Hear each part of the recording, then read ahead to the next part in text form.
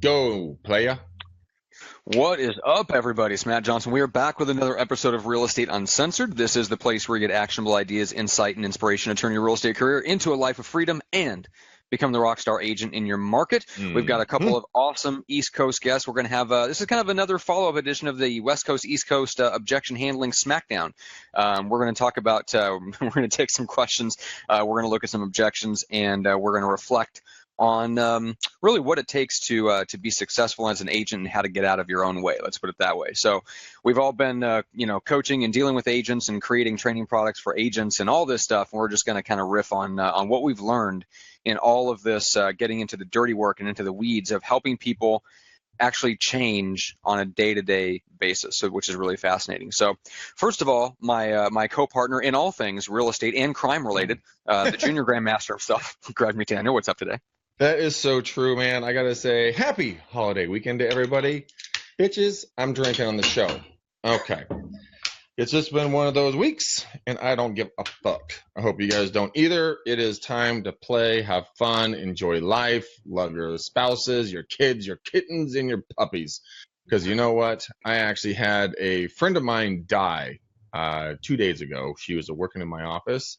Last Thursday, she was fine. She's dead today. She went in for surgery for cancer, stage 3, had an aneurysm. Done. So fuck it, dude. You gotta live life, love life, do what you want to do, how you do, where you do, with who you do it, and give zero fucks for what everyone else thinks. Because you know what? Carolyn Adams, she was alive on Thursday. She's dead today. And that sucks. So on the morbid note, let's take off this great show. All right. Well, let's see. I'm dead inside, Greg. Does that matter? Yes, man, that does matter because you're always dead inside. Good. So I'm halfway there. It's fantastic. Oh, we'll just put the nail in the coffin. Matt is going to come up and see me this week, guys. Matt is driving up, and it is 112 degrees here today. Oh, my God, dude. I think Lucifer called and he wants his waiting room back because this is unbearable. That's a great line. All right, let's bring in our special guest. We've got our East Coast representatives. First of all, Gene Volpe, the Volpenator, the evil bald ninja, the marketing expert that we love to hate. Gene, what's up? Yo, what's going on, yo? Not much, man.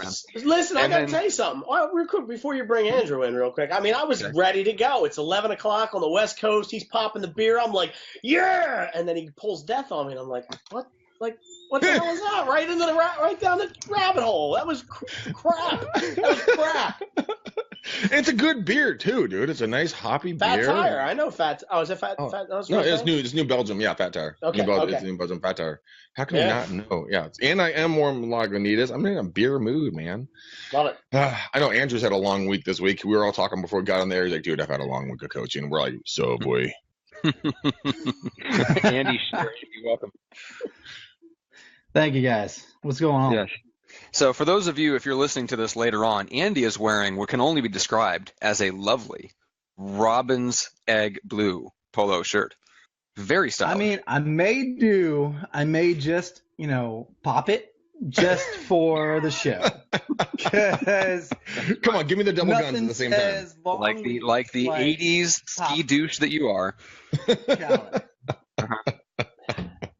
I love it. I'm a fan. I like the pop and lock collar. It looks good. Pop and lock. Oh my God. Wasn't it Ski Patrol? Ski Patrol, they had it up like that the entire movie. Right there, man. That's one of the greatest movies ever made. I cannot believe I forgot about that movie. Ski Patrol. What an epic fucking movie, man. That's awesome. I know what Greg's doing this weekend. What, dude? I'm watching Ski Patrol, man. I'm trying to stay myself mentally cool because it's 112 fucking degrees outside that window, and that is unbearable, man. I mean, that is Arizona weather. I mean, that I don't pay for this. I mean, I actually pay not to have this shit, and then it shows up anyways. It's like a step cousin. The fucker always shows up when you don't want him, and he's drunk. You're like, you can go away.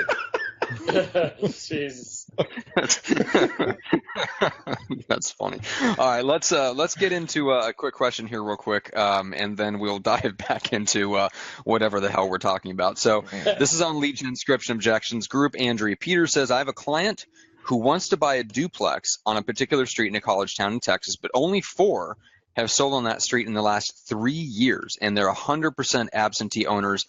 how can you make this deal happen? What can you send a letter? Can you market? Like what's the solution for them? So we're talking about a duplex on a particular street where there's very, very few homes for sale. So Greg, what say you on that thorny problem? Well, there's actually a pretty simple answer to that, actually. What I would recommend doing is I would go and I would take a photo of every single property with your iPhone, then go down to Costco. You can email or go and they can download the photo for you. It's like 10 cents or 8 cents or 16 cents or something ridiculously low. Go print out a nice full color photo of the property. Go to your county records. Figure out, where the actual address of the owner is. Don't handwrite because mine looks like chicken scratch on a bad day. Who has epilepsy? Just, just fucked up shit. Yeah, I believe you just pulled a Trump, by the way. I did. Well, how did I pull a Trump? Was I insulting people? Yeah. Oh, that's what I do though. We won't go down that rabbit hole. Keep going. No, it's not. So what I do is I'd go type out a letter, sign it, but your letter's going to say something like this. It's going to be, hey, Gene, my name is Greg McDaniel. I'm a local real estate agent here in the area. I'm not sure when you've had the latest update photo of the front of your investment property at 123 Main Street. Here's a picture of it. I have buyers, and I was wondering if you're thinking about selling.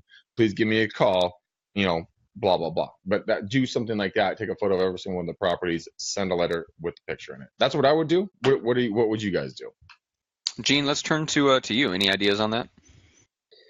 Yeah, we used to do this a lot. I think Greg said a part of it, tax records. So you pull up the tax records and you go hard at the owners. You send them mailers. These days, when we were doing this, you couldn't find them. There was no such thing as social media. So it was hard, but I would be even willing to bet you could track them down by social ID, Facebook, Twitter, LinkedIn, that type of stuff, and hit them that way. And I think if you realize you got nothing to lose, be relentless. So just keep at it until they tell you to go away or they say, yeah, let's talk. Yeah, I agree. I think LinkedIn would be a great place to track them down. Because if you can find county records and that's a name at the very least, and then an area, and if you can start tracking that down and going through them and messaging them or send them connection requests on LinkedIn, that's a great place to track them down. And then you have some ammunition too. If you can match that up with a little bit of knowledge of what they do, then you can tailor that pitch according to where they're at in life, right? If they're are they retired? Are they financial advisor that dabbles in investing, that has a large portfolio? Are they a full-time real estate investor that also coaches investor? You can get a lot of information from LinkedIn to then tailor your approach to that person on what you're pitching them on doing. But ultimately, she's expressing a kind of a unique version of a problem that a lot of agents are having, which is just there's not a lot of inventory on the market. I did a podcast episode with Kevin Dutoit, who now is a team leader at a KW office up in Newport Beach. But before that, he was a luxury agent and a very, very good and successful one in his own right. And he has this strategy called triple ending deals, where he would take a buyer lead that has a specific profile of a home that they're looking for. He would look at what's on the MLS, and that's all fine and good, but let's go out and find the exact type of home they want, regardless of whether it's on the market or not, and use that as an excuse to prospect directly to the owners of those homes that your buyer is most likely looking for. And you get them to consider putting their home on the property even when it's not. And then if you can, then you've not only got that buyer as a client getting into that home, then you've got the sale, then you've got that person finding them a new home, hopefully an upgraded home. So that's what he calls triple ending deals. And so there's always a strategy for going out there and finding a deal, right? Finding the right home and just using whatever your buyer is telling you they want as the excuse to go out and contact people, whether it's by mail or by phone or whatever. Yeah. I'm actually really interested, good Lord, to hear what Andrew has to say about this one. I think everything that you guys were saying was spot on. The only additional thing that I would probably do is try to get their email through either like a Spokio or something around those lines, right? So I would be trying to get that too, so that then if I don't get in contact with them, at least I can put them into a drip campaign also, or put them into my database at that point. Interesting. If we can blend all these together, something that we can use the photograph I was talking about. You can upload that and send that to them in an email or in a message on LinkedIn, so we can digitize everything and kind of combine it. What would you guys say? Definitely Yeah. silence. Gene? So no. So listen, as you're saying that, this is what I'm thinking about. Like I'm just trying to figure out the correlation between physical address and the owner, right? So a lot of times, if the places are vacant, the owner resides somewhere else, right? Mhm. But if I'm just trying to think of how Facebook works. So Facebook gives you the ability to target people in a specific geography, right? And Mhm. hit them with ads. So I'm thinking to myself, all right, if this guy who now lives in Florida but owns the property in PA that I'm going after, do they have that address somewhere still in their Facebook profile that I can then target via Power Editor or Ads Manager? So what I'm thinking, and it might be a shot in the dark, but if I run a $20 ad in that geography and say, hey, listen, we're looking for vacant properties in your neighborhood and maybe even specifically this address. I don't know if you would want to do that or not, but you could probably target within 5 miles of that address. And if that dude still has that address as his somewhere in his profile on Facebook, you might hit them at that. I was just spitballing. That's a shot in the dark. I don't know if it would work, but I'm just wondering. Yeah, but that's the part about always trying something, you know? And by the way, guys, Gene hooked me up with another buyer lead today. By the way, Gene, I did call her. Talk to her. Calling her back, what is today? Friday, Monday. No, Tuesday, after the holiday weekend. So, yes, I did call her back. Nice work, sir. And thank God I'm accountable to somebody in life. I think it's funny. Greg is looking for a pat on the back because he called one lead back. He should get a smack on the ass, and not a good one. That's just dirty. That's dirty in so many ways. There's 4 guys in this call, man. That's weird. Upside the head. Then how about that? Yes, that's more appropriate. Now I can tolerate this. Okay. Oh my God! All right, so let's jump back into some of the things that are kind of holding people back. So, Andy, you've been doing coaching all week. Any common issues or themes that you're seeing coming up with your clients that you want to talk about in veiled terms with no names mentioned? Oh yeah. If What they do. Oops. Got a little echo there. Greg's distracted. I was. So I think it's the if, right? So I had a couple group coaching calls this week, and the biggest thing is, well, if I get this done or if I do this, then this will happen. It's like the if, and unless you remove the if, you're never going to get to when. So it's like well, if I run my schedule the right way, if I prospect for 2 hours, if I actually make my lead follow up, if I call my leads that Gene Volpe is developing for me, Craig, if I'm doing what I'm supposed to be doing, then yeah, you're welcome. Quick shot right there, right across the bow. Brutal. So, but there's just so much if, man, and people just need to understand that when they remove the if, they'll get to the results. I mean, you have to remove the if in order to get to the when, and then the results are right after that. So,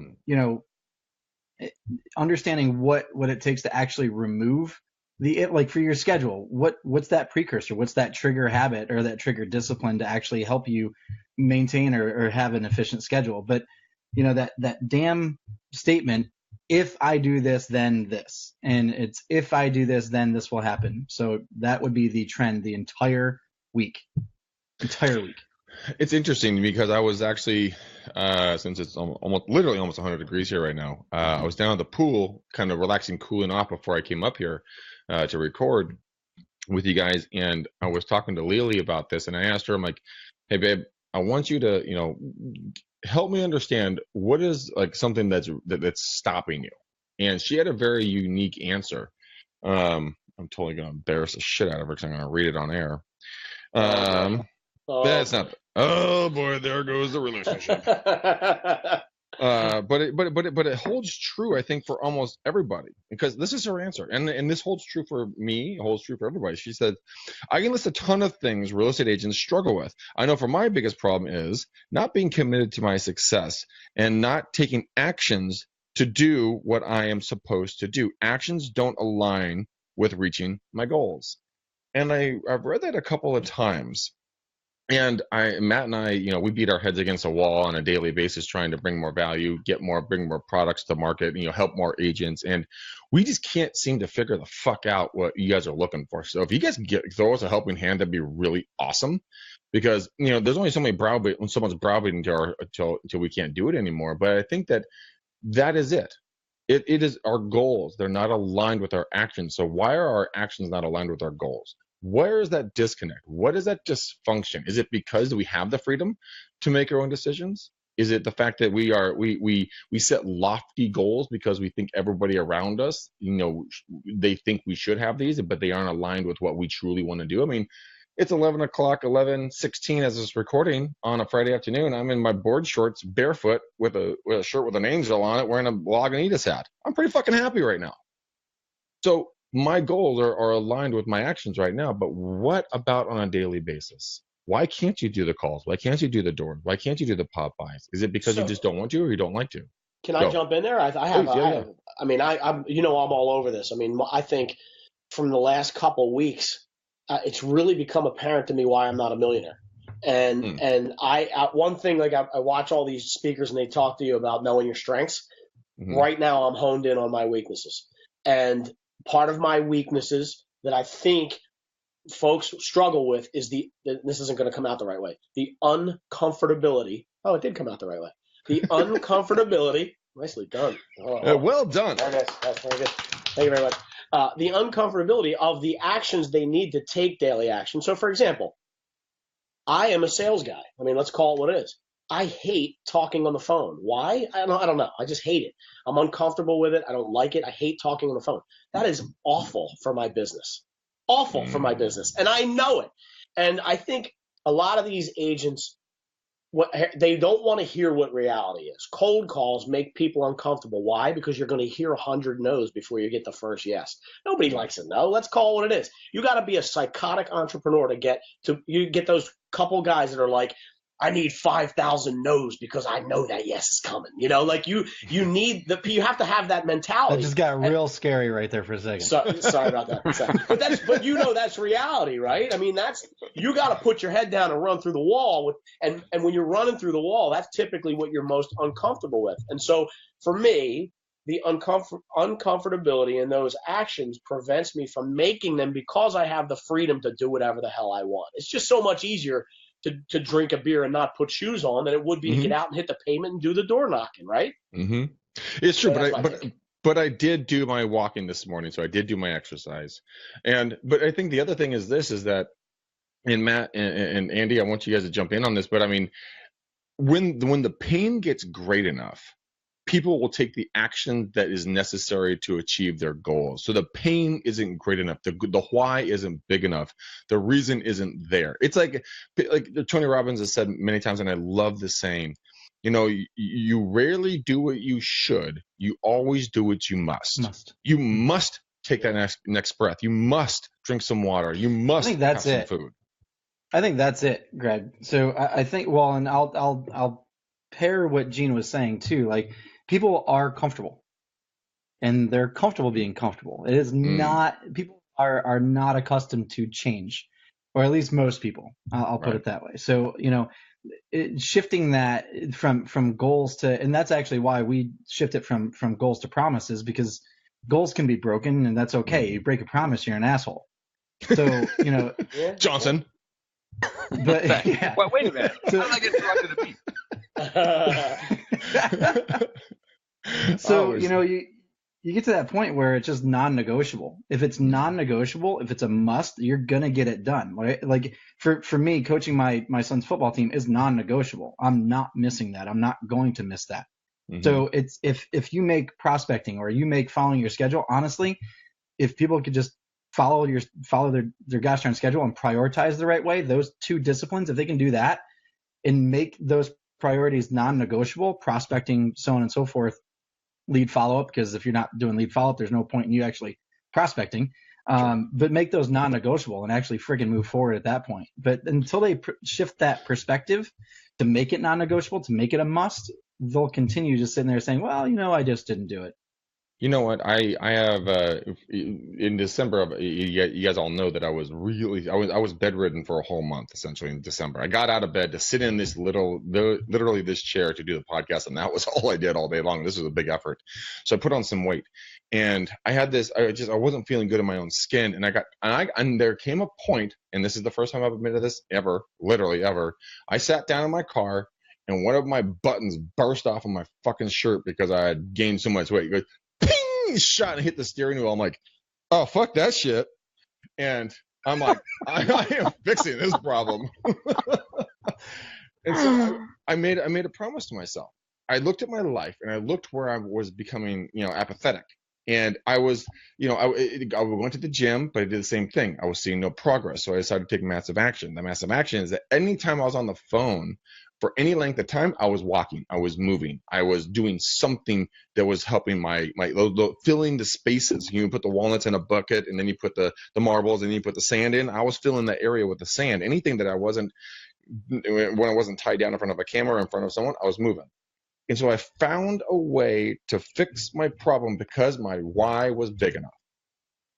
So when it comes to lead generation, client follow-up, negotiations, education, spousal relationships, kids relationship, whatever it is, find when that pain gets big enough, you'll find a way to fix it because you're going to life hack yourself. And one of the things that I heard a long time ago, there was a guy, he was a great real estate agent. He's not dead. He's still here. He is a great real estate agent. His wife is a great stager. And she was killing it during the boom, right? Just murdering the staging business. When the crash took place, no one could pay for her staging and her furniture anymore. So what did she do? She went and looked at her business and she did this. She said, okay, there's this furniture in the room. She'd pull all the furniture out and then put it back in a different arrangement. So she just reworked what she had. So what can everyone that's listening to this live or on the recorded version, what can you rework, retool, reconfigure in your daily, weekly, monthly, yearly lives that you can make it a better use of? And when you think about that, you're like, I don't have to go out and get the newest, shiniest tool. I can use what I have right now because I guarantee you have a lot of knowledge sitting on those bookshelves right near you that you haven't delved back into. Matt, you're an avid reader. What's something, what is a book that maybe you haven't read in a while that might be great for you to read today or tomorrow? Well, there's a lot of them, I'm sure, that would be good. I'm not going to. Oh, Grumpy Pants Sourpuss. No, I'm just saying, I've found my 5 books. I know what they are. The one that I haven't read in a while that I'm going to revisit over the next few months is Unbeatable Mind by Mark Divine. Because here's what I find. Like when we get into, why don't people take the uncomfortable actions? Why don't we take the uncomfortable actions that we know could get us further towards the goals that we claim to care so much about, right? Well, it's that when we have that opportunity, Andy, you touched on this, prioritizing, time blocking, right? And then honoring it, right? So when we have that opportunity, when we can choose between the thing that's seems like it's urgent, but it's not important, versus what's really, really important, but isn't so much urgent, it's just long-term importance, it's getting us towards our goals. There's a reason why in that moment we choose to do the thing that's urgent and not that important. It's because it's easier and because we get like this, I don't know, we get anxiety if we don't get it done, so we get like a dopamine hit or something if we knock it off our list, right? We're afraid of the consequences, especially when it's a client issue, right?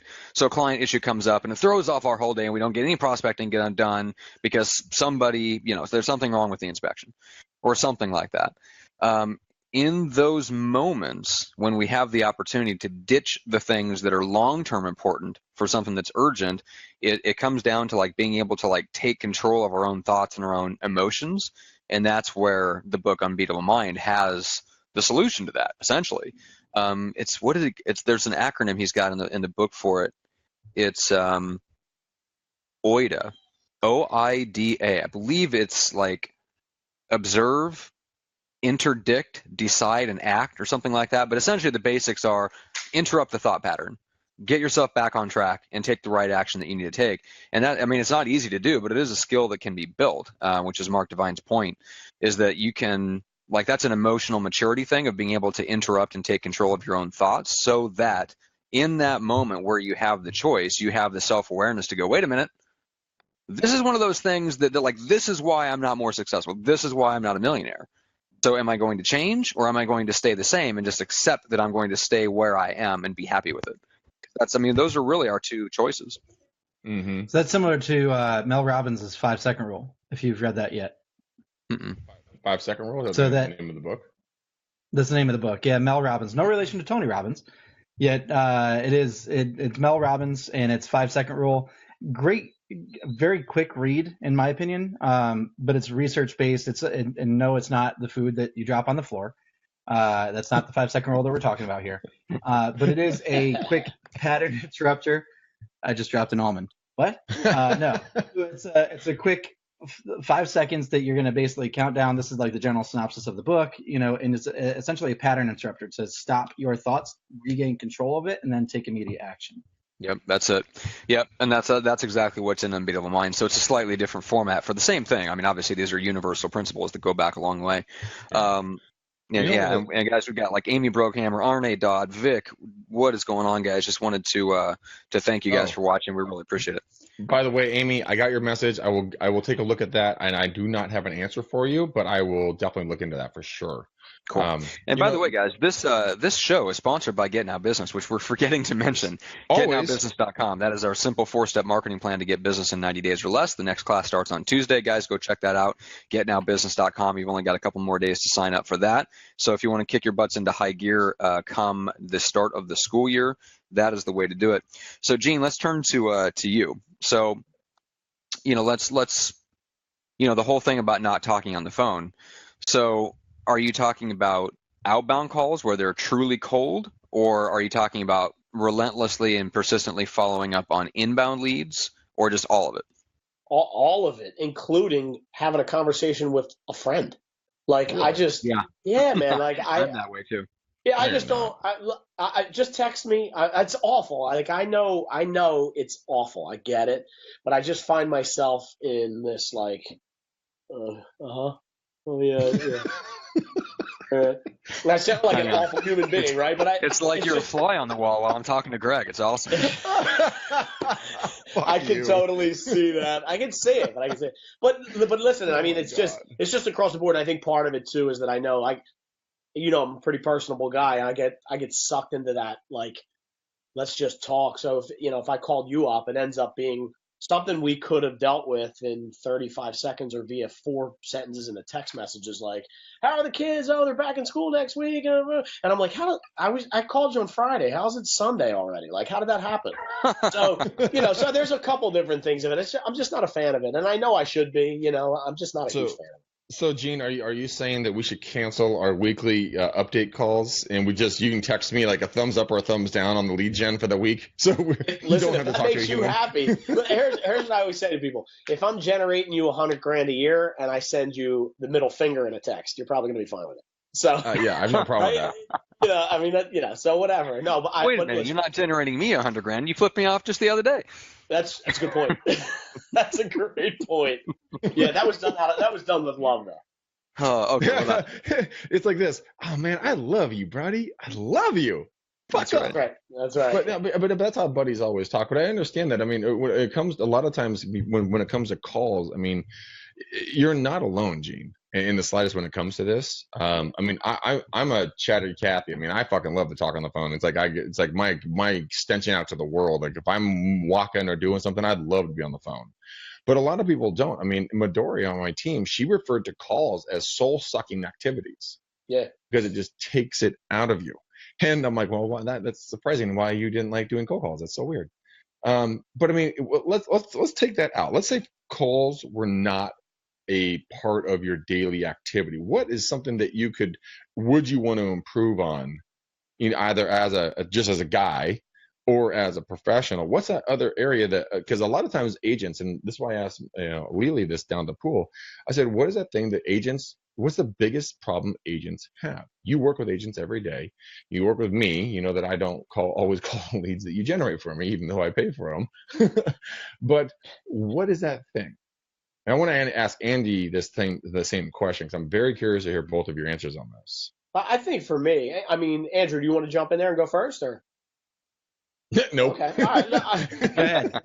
I definitely see. I'm starting to see the difference between success in time blocking and scattered activity in not doing so. Right. There to me seems to be a pretty fine line between I think we talked a couple weeks ago. I very easily lose 3 hours a day because of my distractions. Facebook. Oh, I'm not. I mean, I realized early on that with this Facebook thing, it's like my wife will say, "You're on Facebook again." I'm like, well, that's sort of 60% of my job. But the reality of it is probably 70% of me being on Facebook for my job is distracted. And, oh, look at this pretty color. Oh, these guys got a new dog. And then I'm like, wait, what was I doing? I'm an hour into this. What the hell was I just doing? So I feel like I'm starting to time block in certain areas. And the time blocking for me, if I did it right, also helps with spending more time with the girls, spending more time with the wife, like things that I actually work for. I work for my girls, and then I don't see my girls, and I'm like, what am I working for, right? So the time blocking for me, I think, is something that I'm working on getting better. It's pretty redundant. It's hard because my schedule's all over the place. But I realize that when I get out of my comfort zone and actually do block the day out, I'm probably 60% more successful than I am on any other given day. So that's mine. Gene, can I throw you under the bus publicly on something? Yeah, Well, not throwing you under the bus. Actually, it's not at all. Yeah. But it's so. I mean, Gene and I both went out and bought this journal, right? And he asked me the other day to because he was struggling with something. He's like, dude, how do you fill in these 3 main goals? And could I send him a couple of them? And I said, sure, man, I'll send you anything that I can.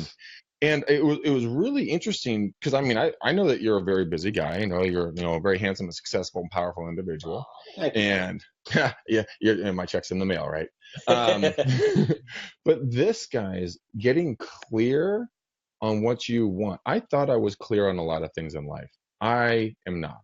It took me a full 12 hours to write out 3 things that I wanted to achieve in 13 weeks. I was dumbfounded at the inability to define 3 goals.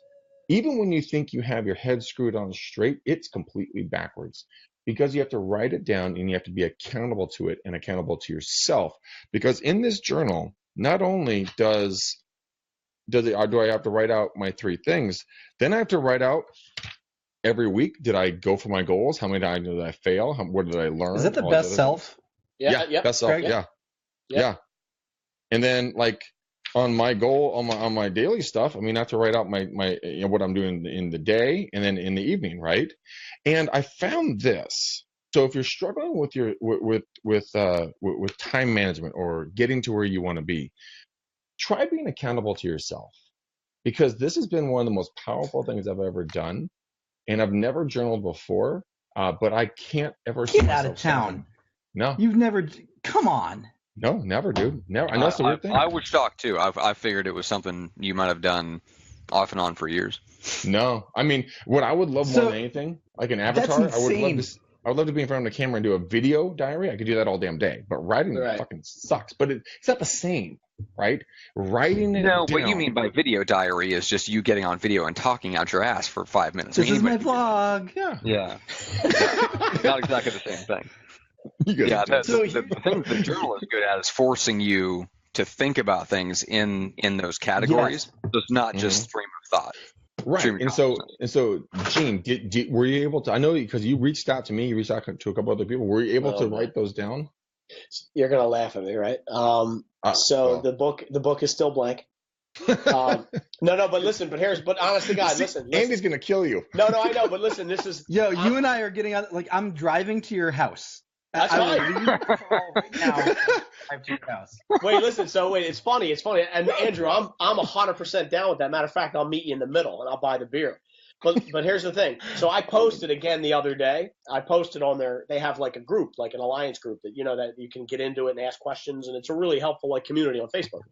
And I posted the other day, like, here's a couple of things I'm having problems with. And so what I've done is I actually have this giant book that I can scribble and scrap and make pictures on. And I actually have everything written out there. And I'm taking this weekend to translate it out to the couple pages on there so I can get started on Monday.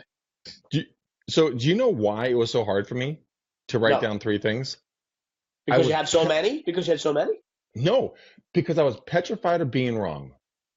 Okay. And that right there, that just implies, though, dude, but even that, it implies that you have that you have this mental thing where you're not able to quickly change direction. Exactly. And I have a Which you big are. problem Like, with look that. at everything that you're doing. Drinking on a midweek, midday on a Friday. With no That pants. too, with the leg With no and With no heels. Yeah. pants. With no pants. No pants dance off. Well, listen, you know what? This is Andrew. This is why I think it, and you know, I've learned this over time. I think sometimes it's so important to have an accountability coach to kick in the ass, because it is those things where it's like my procrastination lies in the need to be perfect. So if like I write the wrong thing down and have to scratch it out, or I miss a day on the journal, like I'm like, oh God, I can't, like, so I'd rather not do it, you know, and I know I suffer from that. So I Yeah. got it. I'm hoping that this journal thing is going to actually help me with part of that. But that It's accountability. not a hope, and it's not a hope. The journal's going to work as hard as you work. Okay, that's fair enough. That's fair. So like my journaling habit has developed into 10 to 15 pages a day. Okay. So I write Whoa. between 10 and 15 pages a day in my gold page journal. And I buy the same one from Amazon. And I think Best Self Journal, dude, great start. Yeah. Phenomenal start. Now you just have to develop the discipline of finishing. So how long do you Right. spend on it every day? Yeah, I was going to say, like, well, when you're An writing hour. 10 to 15 pages That's a lot for of an fucking hour, pages. what the hell are you writing? I mean, I Yeah. thought I was a prolific writer. What the hell are you writing? Yeah.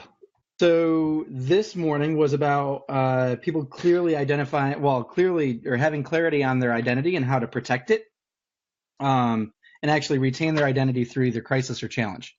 So what I'm good. seeing a lot of is people, you know, saying, well, I'm hitting this challenge or whatever else. And all of a sudden, everything that they're doing, it's actually bending their character because of the crisis of the challenge. So I wrote a lot about that today, about 4 or 5 pages just on that. And I write about my promises to myself, my daily intentions, my gratitudes. Sometimes my gratitude fills up 1 to 2 pages. So, I mean, it just depends. I mean, what I would suggest too, and Greg and Gene, with you guys starting with the Best Self Journal, what I love about that is it encourages you guys to time block and actually write it down every day, right? Mhm. So at the end of the day, become a student of yourself, become a student of your day. Jim Rohn says to become a student of yourself and actually give yourself a grade at the end of the day. So understand what your time efficacy was, not just that you time blocked, but how efficient were you with those time blocks that you had. If you scored an 80% or better, you passed. If you scored lower than a 79, you need to improve. Right. And I think that comes down to being able to be honest to yourself about it, because no one else is judging you except for you. Nobody knows this is happening except for you. So if you can be honest to yourself, you can be honest to others and true to your true purpose. So many people lie to I lie to myself on a daily basis. So do all of us on this show. We all lie to ourselves to make ourselves feel better about something we didn't do or didn't take an action on. And I think that's one of the biggest problems in real estate is that we all lie to ourselves. We mentally masturbate. And you know, it felt really good. Oh wow. Yeah, that happened. Oh, that Very, happened. very, very visceral demonstration. Yes. But it is true though. We tell ourselves, you know what, I feel so good about myself because I have self confidence because I went and I read a page, or I listened to a part of a podcast, or I almost called somebody. And we're like, that's good. That's a good day. I almost called somebody. That's for you, Gene. That's for you, Gene. Thank you, buddy. And Greg, this is one thing that bothers me about the show, and we've talked about this a little bit before. Is I don't want watching or listening to our show to feel like a substitute for actually doing the work. Oh, dude, I love that. Yep. You know? Like if that becomes the substitute, if it makes people feel like they're doing the work when they haven't actually done the work, then we're actually doing them a disservice and we should shut down the show. Matt, curb your tongue. We're not shutting down the show. Well, I'm just saying we can do this for ourselves and just turn off the audience and do this behind the scenes. I love it. But I think what I mean, I know you're joking, but so everyone's listening, Matt's joking. We're not closing down the show.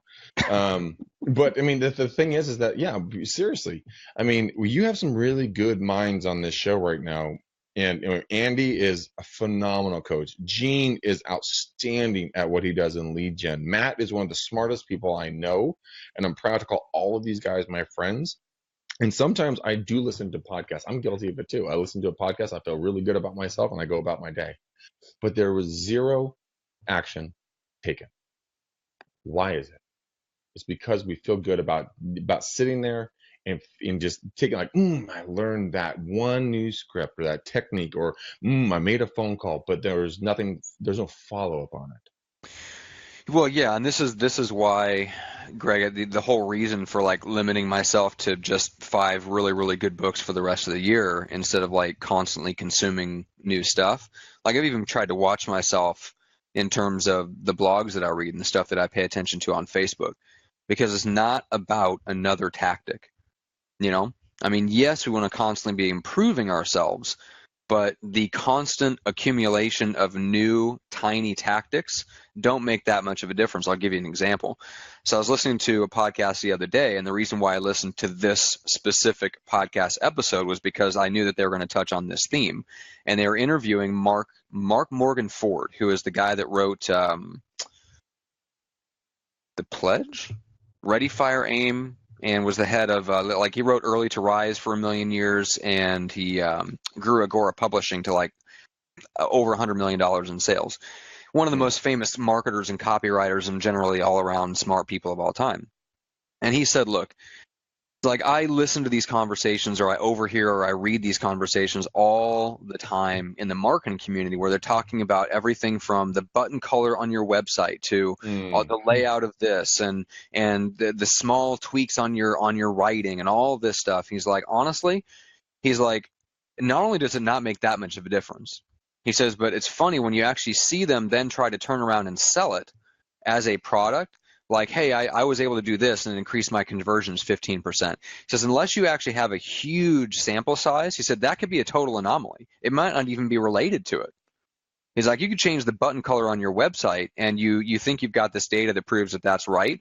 He said, when you really do it, he said, I did this one time. He did a mailing campaign where he put like red burgundy letters on a manila envelope and he sent it out to like 10,000 people, like 60% higher conversion rate. Guess what happened when he tried to roll that out to a national campaign? Made zero difference. Now, how funny is that? So you think you found like this holy grail tactic, and it makes this incremental difference when it's a small sample size, and then when you actually do it all the time or you do it consistently, it doesn't make any difference. He said what makes the big difference, what moves the needle, is having a better big idea. Something that's way more effective. So if you're thinking about what you're selling, is like work on your big idea. He said that will make the biggest difference. He said he's like his whole financial publishing empire didn't make $100 million because they were slightly better at button colors than their competitors. He says all those guys, everybody else is better than we are on the tactics of marketing. He says, where we're better than all of them? We come up with better big ideas. And Andy, that's what we're talking about is that's the manifestation of it in the marketing realm. In the personal success realm, it's, are you focusing on the right goals? Do you have the right big goal? Not just a big goal, and certainly not tinkering around the edges with all this tactical stuff. You know what I'm saying? It's do we have the right big goal? So Matt, that's where I was actually going to go with. Go ahead, Greg. No. After you, Andy. So I was when with Greg, you spent 12 hours on the 3 goals, and that's like a 3-month, right? Through Best Self. Yeah, exactly. Yeah. How many were business? 1. Okay, cool. So you're abnormal, because most, when they think about goals, will only think about, Actually, 2. You're unique. You want me to go unique? You're unique. You got it. You're so special. No, but they will gravitate towards business goals all the time, and they forget about all the other pillars of life. So it's awesome to hear that you set 1 for your business. In the other 2 categories, whatever they are, hopefully they're either health or family or in relationships or whatever else. Actually, they are. I mean, my goal is to get down to 230 pounds. The other one is to do a certain amount of sales of homes every month. And the other one is to do a certain amount of listeners, followers, downloads for the show.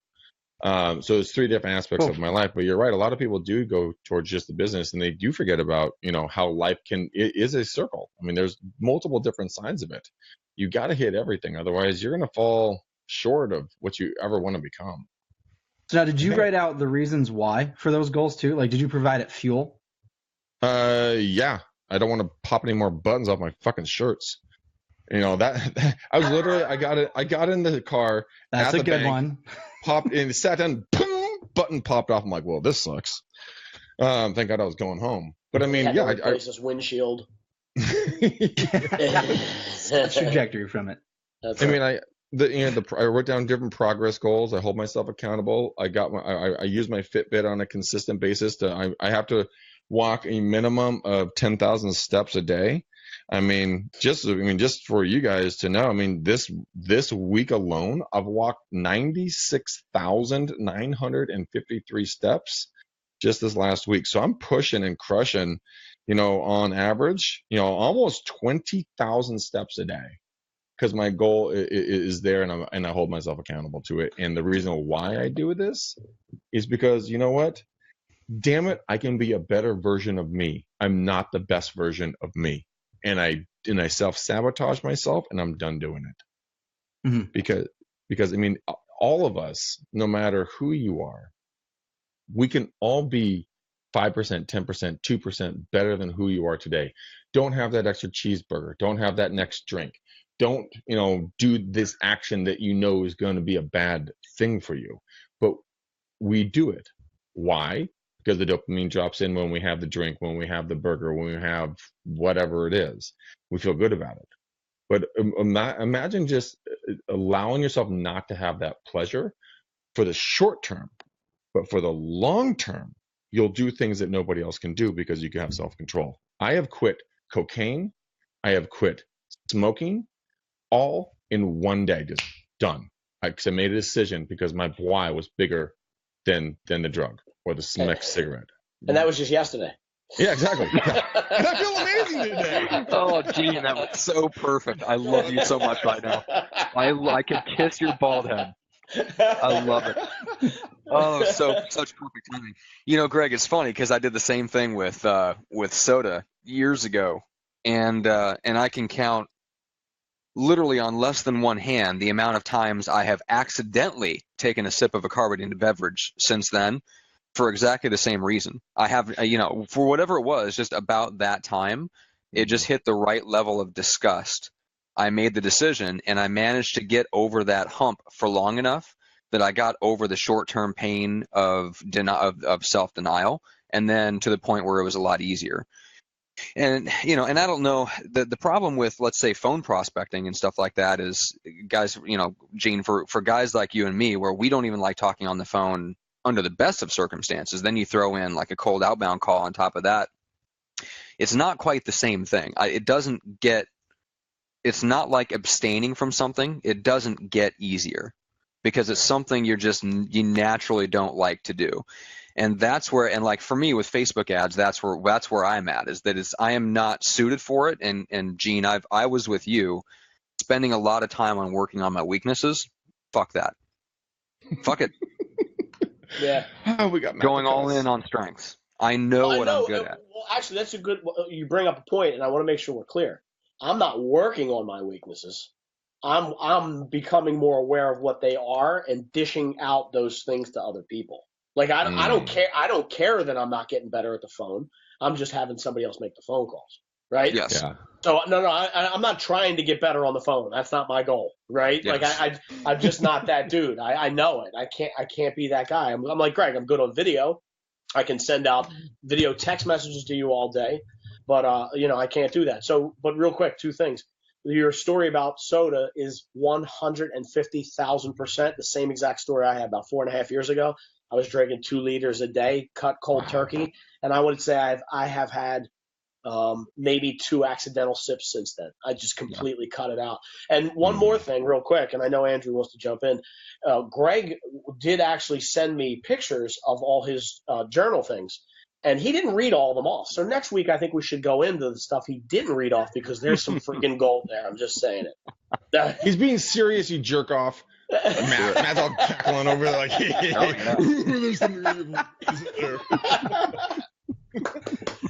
Sorry. A couple points in one there. I apologize. Oh man, that's funny. Andy, what do you want to jump in? Well, what I love is that you actually broke it down, Greg, into daily habits and disciplines, right? So it wasn't necessarily just a whimsical goal. It was then a strategic plan behind the goal and how you're actually going to get there. Mhm. So, a lot of the people, and I think probably a lot of people who are sitting here watching this also, it's like, well, it's okay. I want to sell 100 homes or whatever else. And then how do I actually do that? You actually have to spend time and understand what the hell you actually have to do in order to get there. So, that's where if Greg's looking at 12 hours, he may have had one of those ideas in there, yet understanding that strategic plan of this is how I'm actually going to get there. That's where the true magic happens, providing it fuel and then actually coming up with a strategic plan and breaking it down into milestones and weekly and then daily intentions every single day. Yeah, Yep, clarity is freedom. I think a lot of the times that we don't go for what we want is because we don't know what we want. It's because it's literally like diving into a big puddle of mud, opening your eyes, and then knowing exactly which way to go. You can't do it. And we do it all on a daily basis. That's why I am just thrilled to have this thing and start writing. I did write in the past. I did have a journal. I would do a brain dump, right? And I could fill up 2 to 3 pages of a yellow pad within 20 minutes, just writing as fast as my hands could go. And there's something so relieving about that, because then you can go and you can look at your brain dump. You can articulate what's in there that's real gold and what's in just gobbledygook, just nothing. And then you can take and execute on what's there. And it's like taking a giant shit. You feel so much better at the end of it. I mean, look at June's like, oh, yeah. No, that's not why I was doing it. I was doing it like he's just got to put the cherry on the top. Like, here comes the cherry. What is it this time? That was great. That was great. So horrible. Man. That was great. But listen, to add to that, okay. Oh, go ahead, Andrew. Go ahead. Well, and so one of my coaches told me a story about how people swim across the English Channel, and there's so much fog that comes down that's actually the reason why they don't do it. They reach up for the boat because they can't see through the fog. So it's exactly what you were talking about. Like, you have to know where you're going. You have to have not only know where you're going, but you have to have that person that's right beside you, or really right behind you, that's telling you, listen, just keep going straight. Take 4 more strokes. Just keep going, right? And have that person in your corner the entire time so that you don't reach up for the damn boat in the fog. Just keep going. Yeah, that's really good. Being accountable to myself in this is my version of that, Andy. Is what I want to make sure that I don't let myself down. We need to do a better job of being accountable to each other, both on the business behind this podcast, and we could probably expand that into the other stuff that we're doing. Andy and Gene, do you guys want to be our accountability partners? Snuggle muffins. Is Aaron says an accountability buddy? An accountability buddy. Accountability buddy. Accountability buddy. Accountability buddy. That's what it is. Accountability buddy. Yeah. It's gonna be an extra $200 a month, fellas. That's it. Okay, I'm in. Shit. That sounds like a bargain. Yeah, I was talking with my mentor, and this is going to end up going into the second UX book, which we're already half planning, half writing.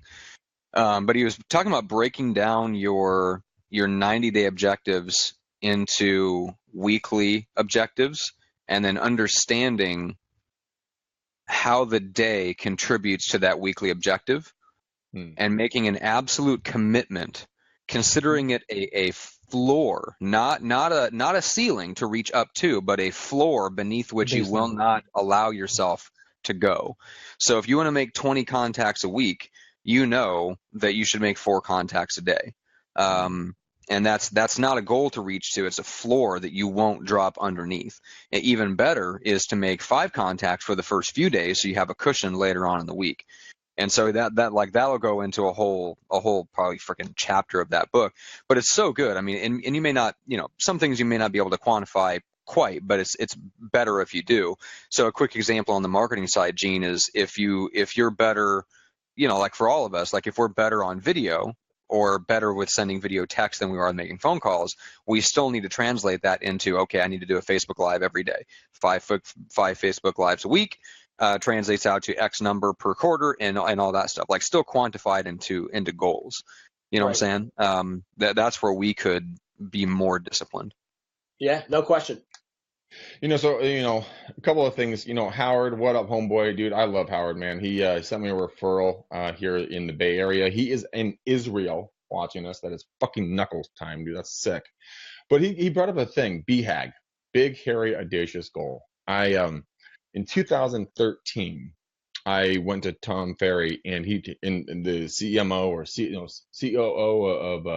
of Zillow was there, and he's talking about his BHAG. I'd never heard of a BHAG before. And I'm like, what the fuck is this shit? He's like, big, hairy, audacious goal. I'm like, cool, right? I wanna think about a big, hairy, audacious goal, something that scares you, makes your palms sweat, makes your neck hair stand up on I end. want that. Ooh, I want to be hag. I want to be big hag. But I wrote. He said that he took his wife's lipstick. And by the way, I went down and bought lipstick, and that was a really awkward conversation with a cashier. I'm like, "Is this like the color of red?" And the chick was like, "What are you gonna use it for, weirdo?" So I wrote it, and it's still there. It's fading. I'll take a photo of it, but it's in my shower, right below where the nozzle of the water comes out. And my BHAG, I said, well, it's a big, hairy, audacious goal, right? It's supposed to scare the shit out of you, right? Does anyone have it? Because I do. Here's mine. And everyone wrote it down next to me, and they're like, I want to make $1 million. I want to have like a couple of kids. I want to have a good life. I'm like, fuck that shit, dude. That's not scary. I mean, having kids is scary, but I mean, that's not big, hairy, audacious. There's no audaciousness in that. So I'm like, what's audacious? And I said, you know what? I, Greg McDaniel, have a net worth of more than $650 million with more than $100 million in liquid cash. Now, the second part to that is that when I say I, it's me and Matt I, the royal I. And it's like, I have the most successful podcast for residential real estate. We educate, entertain, and inspire tens of millions of people on a monthly and weekly basis to help them live and achieve the life of their dreams. My annual income is $50 million. That scared the shit out of me. Still scares the shit out of me. But you know what? I put it out there. It's something so big I have no way of knowing how to get to it. But there's always that climb. There's always that journey. So what is your BHAG? What is that thing that scares you? Literally makes your palms sweat when you think about it. Because, like, Andy, I know you're dying to jump in on this, because once you set that goal so high, anything you hit near it is a massive success. And everyone around you will say, man, you've achieved so much, but you always push yourself to that next level to get higher. Yeah, and it's not just that though too. And Matt, like I know that you see this too, but once you put it out there, and Will Smith again has that video. He says, once you put it out there and you just decide the universe is going to move out of your way, right? Like once you decide on what that, and it can be a BHAG, it can be a 10-year goal, it can be a 15-year goal, it can be a 5-year, whatever that looks like. Like as soon as you decide on what you truly want, you're going to be presented with opportunities that you have no idea, like you had no idea that they were there. And now, just because you've put it out there, your reticular activator, like this is how it works. Your reticular activator starts to kick in, and it's like, hey, guess what? Here's this one. Here's this one. Here's this one. Let's go. Like I've had to life hack. Board in Taekwondo. If you don't set your intent, it's like punching a board in Taekwondo. If you don't set your intention that my fist is going to end up clean through that board, 6 inches behind the board, if you don't aim for the spot beyond the board, you'll break your knuckle and break your fingers. Yeah, it's all about your intention. It's all because it affects physics, it affects your muscles, and it affects the reality around you. Essentially, is determined by the strength of your intention, and that's true as much in business as it is in that little example of breaking a board with your fist. And that's what I'm envious of guys like Frank from Viral Marketing, for example, who they were so crystal clear on what they wanted back when I was, not at all sure what I wanted, and floundering around trying to figure out what I wanted. It took forever to figure out what I wanted, So yeah, it's because it's all, clarity is power. Clarity is energy. Clarity, gives you the ability to take massive action. And then that massive action, like as Grant Cardone says, creates both new problems and new opportunities. But I like what Andy was saying is that it is true. Once you make the decision, once you put it out there into the universe, and that video actually, I watched that video probably I don't know, man, like probably 200 plus times, right? With Will Smith talking about, because the way he says it, you just have to decide. Yeah, you anchored And then that thing. and then the universe will get out of your way. And so what I did, and then we'll wrap this thing up. I know we got to go here, but I sat there one day, and it was years ago. It was 2012 or 13, and I was watching the video, and I made a decision at that moment. I said, I'm going to be on live TV. I don't know. I just made a fucking decision about going on live TV. I have no idea why, but I did. I'm like, I'm going to be on live TV.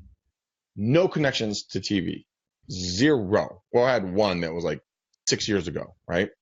And that was like a Wednesday or a Thursday. That Sunday, I was sitting with my ex-girlfriend at our house, and we were cooking and kind of just relaxing on a lazy Sunday. I get an email from a guy named Rob Black. Rob Black here is, there's a local station called Cron 4 here in the Bay Area. It's a pretty predominant TV channel, news channel. And he said, "Hey Greg, do you want to come on my live show with me next week?" And I'm like, "Get the fuck out of here! Are you serious?" And I said, "Babe, I think I was just invited on a TV show," which, by the way, was the scariest freaking thing I've ever done in my entire life. And I almost fell off the stool I was sitting on because they said, "Hey, we're live to Greg." Boom! I'm like, but actually looked like I knew what I was talking about. But I made a decision. It came true. So what are you guys going to make a decision on today? What are you going to be brave enough to say, this will happen? Not, well, it kind of might, it might happen. No, this is going to happen. This is done. I guarantee you make a decision like that and you have finality to it. You decide this is going to happen. Andy, tell me that I'm not wrong. I mean, this shit does work. I mean, it is scary how precise it is. And again, it's how. So I was on Matt's UX a couple weeks ago. It's how I got to where I did with building my coaching company. Like I simply decided, and I actually beat where I decided that I would go. Right, like I said that I would be completely done by June, and in May I was done. Like it was there. It was tangible, and over a 6-figure coaching business in 5 months. It was done. Awesome. So that is outstanding. That is absolutely outstanding. We are 3 minutes over bingo, Matt. Yes, we are. All right. So, Andy, speaking of the coaching business, how do people reach you? So Andy at pillar9coaching.com is probably the easiest. What I would say for anyone in real estate, if you guys are looking for that accountability that we were talking about today and skill development, feel free to check out Trajectory, and it's www.trajectorynow.com. And if you use the promo code, in fact, I'll do it right now, REU, you'll get 50% off for the first month. Awesome. Love it. Nicely done. I just entered my name in 3 times. This would be perfect. Andy, you owe Greg. Can I stack it on top? Yeah, exactly. Gene. Gene, how about you? GeneVolpe.com. Still makes me chuckle every time you do that. There it is. I'm going to keep doing it every single time. G-E-N-E. Man-made jingle. That's right. GeneVolpe.com. I love it. All right. Matt. And as for us, getnowbusiness.com. Simple 4-step marketing plan that you can implement to put commissions into your pocket in 90 days or less. Gene and I talked about the fact that we're not huge on the phone.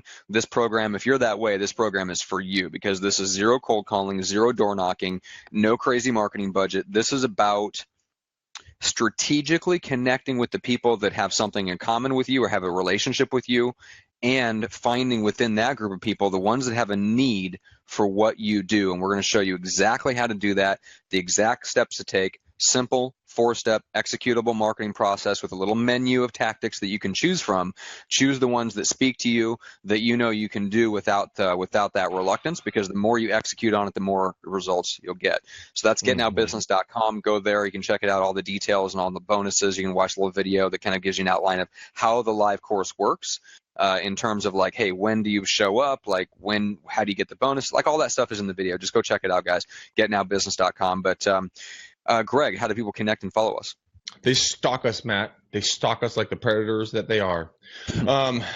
I want you guys to follow both me and Matt on Facebook, guys. Please follow us. Don't friend us. Matt won't. I can't. A big distinguishing difference there. I have a big heart. His heart is made of ice and stone. But True story. Do you know why I like giving Matt all these fucked up things in his so-called life? Like Matt, his Julie, and his 3 obese little wood-denting, insulin-sucking little fat babies with 2 cats.